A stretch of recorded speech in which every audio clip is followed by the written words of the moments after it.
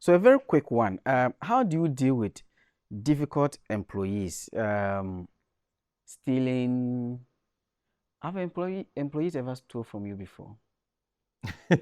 Just before I left for India, two of my employees connived and stole 150,000, 1.5 billion. How? Yes. I called them. You see, I have already created a room that people will steal me. I don't trust anybody. I trust systems. So the system were in place. The system was in place, but this employee, like she's the cashier, you are the accountant.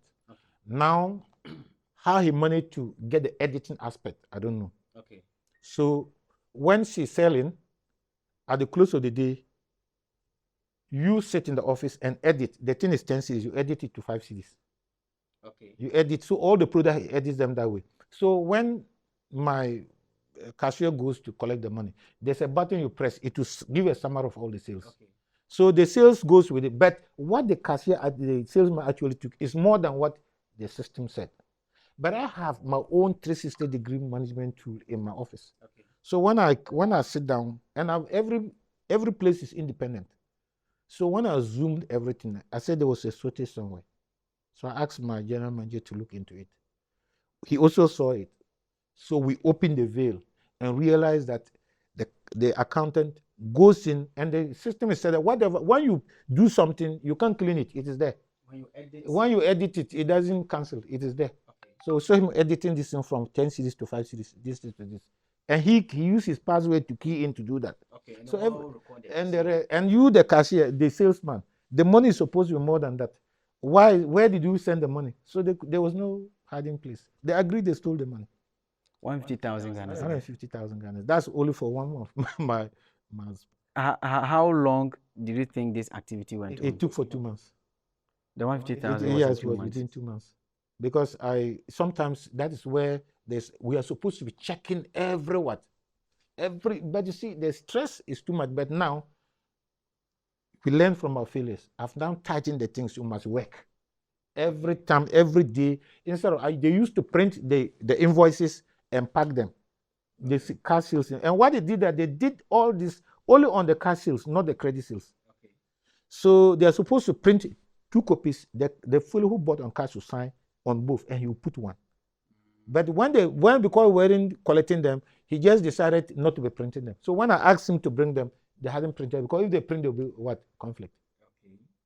So I took them to the police station. I actually called them to pay the money, and it seems they want to. So I took them to the police station before I left to India. So they pleaded. I said, okay, pay 80,000 by the end of this month, and the remaining I'm giving up to December to pay the difference. You see, I'm human, because sometimes you should not be too. I don't want to let money be everything, but they've learned their lessons, and I've also learned my lessons. But you have sacked them, right? No, that one is automatic. It's summary dismissal. But you see, I had an interview with one entrepreneur who also noted similar things. Said even like just last 2 months at a filling station, and he runs this building material company. They stole about 700,000 Ghana cedis from him. And most of the comments were, they should be paid well. They should be paid well. You pay them well, right? When you talk of pay well, that is wrong. I gave an appointment letter. And you agree. And you agree. I know how much I'm making, and I know how much I can pay you. You are not forced to take it. Thieves are thieves. It's not because of how much you pay them. Because if you see these guys, the way I treat them, one of the guys takes about 3,000.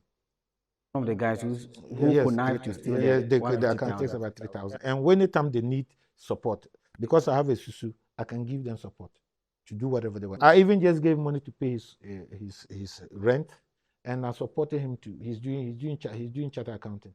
I give him Saturday free to be doing his charter accounting.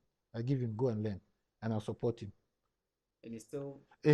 There are people who are just thieves. It's not that, you see. So the challenge with the black, now I'm even going to engage Indians to work with me, because the black community, we don't believe in. That is why actually I'm a traditionalist.